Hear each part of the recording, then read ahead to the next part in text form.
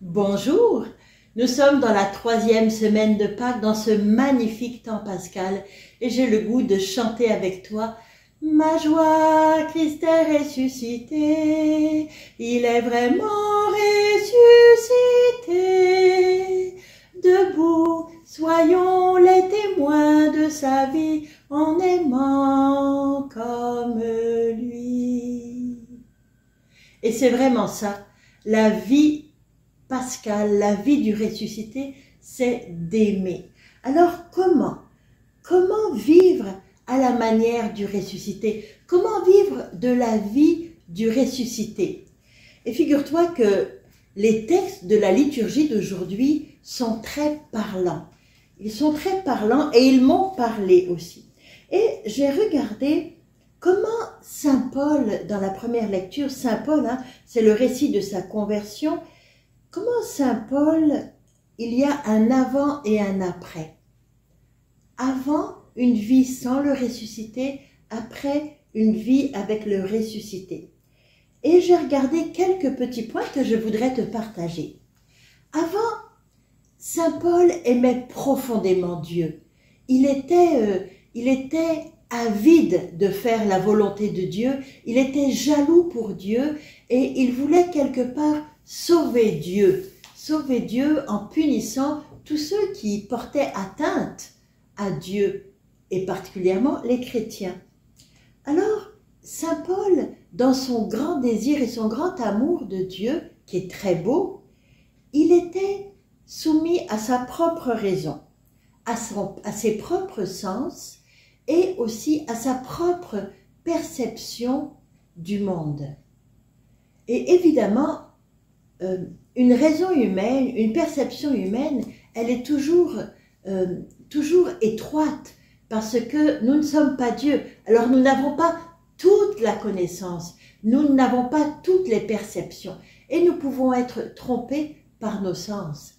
C'est souvent pas qu'on est méchant, ni mauvais, ni qu'on veut le mal, mais c'est que nos informations, elles sont plus réduites. Notre intelligence est une intelligence humaine, donc imparfaite. Puis Saint Paul aussi était peut-être encore attiré par la gloire du monde. Il voulait être un grand parmi ceux de ce monde, quelqu'un de zélé, quelqu'un qui allait jusqu'au bout de la perfection. Et puis aussi, quand il était soumis à ses propres ressources, je dirais, qu'est-ce qui s'est passé? Saint Paul a engendré la mort. Il ne donnait pas la vie, il donnait la mort. Et puis c'était son propos, je vais aller à la recherche des chrétiens et puis nous les ferons mourir. Alors, d'être soumis à ses propres sens avant la rencontre avec le ressuscité, Saint Paul était fermé, il était dur, il était dans sa pensée, dans sa manière de voir et il pensait qu'il n'y avait pas de salut hors de sa manière de voir. Mais qu'est-ce que c'est la volonté de Dieu? Saint Paul voulait faire la volonté de Dieu, mais il n'avait peut-être pas très bien compris ce qu'était la volonté de Dieu. La volonté de Dieu, Jésus nous le dit dans l'Évangile, il nous dit « Si vous ne mangez pas la chair du Fils de l'homme et vous ne buvez pas son sang, vous n'avez pas la vie en vous. Je suis la vie éternelle et je vous ressusciterai au dernier jour. » C'est ça la volonté de Dieu. C'est que nous ayons la vie en nous, que nous ayons la vie éternelle et que nous ressuscitions. Puis la volonté de Dieu, c'est aussi qu'on demeure en Jésus et que Jésus demeure en nous. Moi, je vis par le Père. Et celui qui me mange vivra aussi par moi. Alors, la volonté de Dieu, la volonté de Jésus, c'est vraiment qu'on soit rempli de cette vie divine, rempli de la vie du ressuscité. La chair qu'on boit, qu'on mange, le sang qu'on boit, ce n'est pas quelque chose de mortel. C'est le corps et le sang du Christ ressuscité, celui qui nous introduit à la vie éternelle. Alors, qu'est-ce que ça fait? Et bien ça fait que, au lieu d'être soumis à ma propre raison, à mes propres sens, à ma propre perception, j'accepte de croire en Jésus. Les œuvres du Père, c'est que je crois, c'est que nous croyons en Jésus. Alors j'accepte de croire en Jésus et de soumettre mon intelligence, mes sens, ma perception du monde, de le soumettre à sa parole. Ça ne veut pas dire que je ne vais pas réfléchir, que je ne vais pas sentir, que je ne vais pas percevoir les choses, mais je vais soumettre tout ça à la parole de Dieu. Est-ce que Dieu aurait quelque chose de plus à me dire que ce que moi j'ai compris, que ce que j'ai vu, que ce que j'ai perçu? Alors, la vie de Dieu, la vie que Jésus va déposer en moi, ça va me faire voir à la manière de Dieu.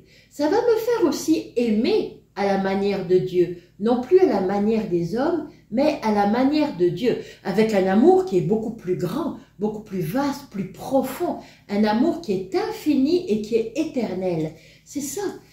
Jésus me propose que mon amour devienne éternel. J'ai ma vie nouvelle dans le ressuscité, elle a une saveur et une portée d'éternité.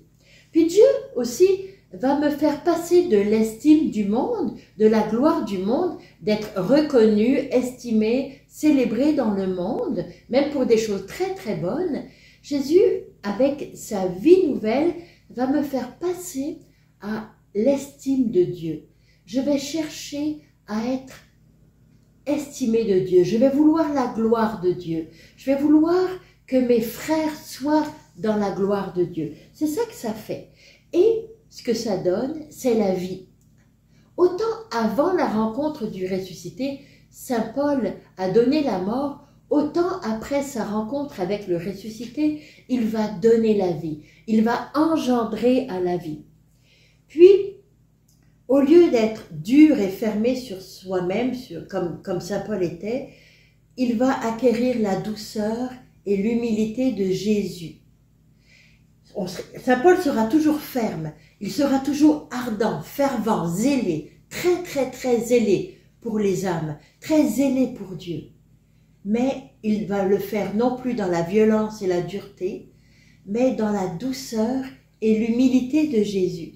C'est ça, cette vie pascale. Et nous avons tout ce temps, tous ces 50 jours pour l'affermir en nous, cette vie pascale. Et comment faire pour l'affermir? Eh bien, Saint Paul est encore un exemple. Jésus lui dit, tu accueilleras Ananie. Et Ananie est venu pour lui imposer les mains, pour une effusion d'esprit, pour répandre, pour que Saint Paul reçoive l'esprit. Puis nous aussi, nous avons reçu l'esprit et nous le recevons encore. Mais pour le recevoir, comme Saint Paul, nous avons besoin du baptême. Saint Paul s'est fait baptiser. Ensuite, il a retrouvé la vue. Les écailles sont tombées de ses yeux. Et puis, il est parti évangéliser, débordant de la vie de Dieu. Alors nous aussi, on va avoir besoin des sacrements comme Saint Paul. On va avoir besoin du baptême, mais on va avoir besoin du sacrement du pardon. On va avoir besoin du sacrement de l'Eucharistie, de communier au corps et au sang de Jésus pour accueillir cette vie, pour que l'Esprit puisse grandir en nous, qu'il puisse nous conduire de plus en plus, puis surtout pour que la douceur et l'humilité de Jésus se répandent en nous, prennent toute la place. Puisque ça va donner, au bout du compte, ça va donner l'union de volonté. Jésus nous le dit, « Il vivra par moi ».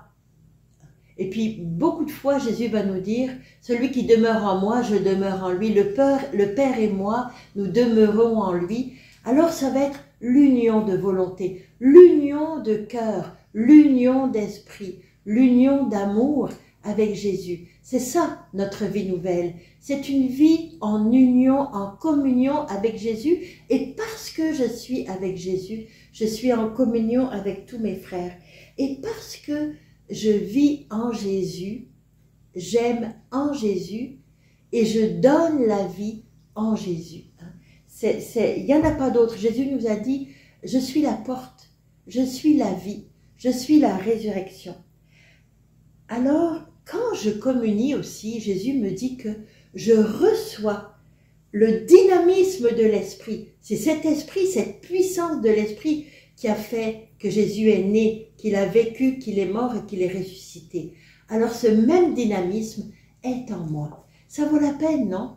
Il est très important de faire la rencontre tous les jours de Jésus, puis tous les jours de s'unir à lui, de communier, de vivre les sacrements, puis de laisser la vie de l'esprit nous conduire. C'est ce que je te souhaite. Passe une très bonne journée avec la vie du ressuscité en toi. Au revoir et à demain. Jésus, ma vie.